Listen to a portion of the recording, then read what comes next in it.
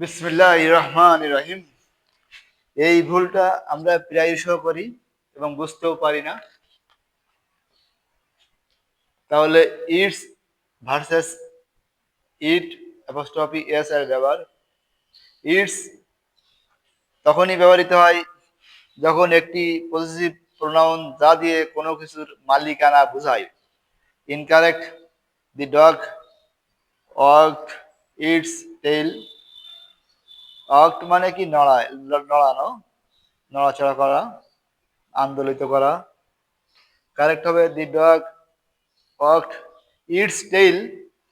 এখানে ইটের পরে অ্যাপোস্ট্রফি হবে না, কারণ ইটস দ্বারা নিজের মালিকানাকে বোঝাচ্ছে, নিজের জিনিস নিজেই করাচ্ছে, নিজের কাজ নিজেই করছে।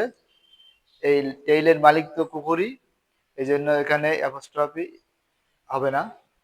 এখানে দ্বিতীয় বাক্যটি সঠিক এবং ইট ইটস দ্বারা বোঝানো হয়েছে লেজটি কুকুরের নিজের। ইট অ্যাপোস্ট্রফি এস, এটি অ্যাব্রিভিয়েশন অফ ইট ইজ।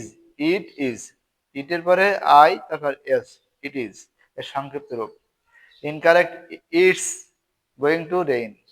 কিন্তু কারেক্ট হবে, সঠিক হবে ইটের পরে I S, is going to rain.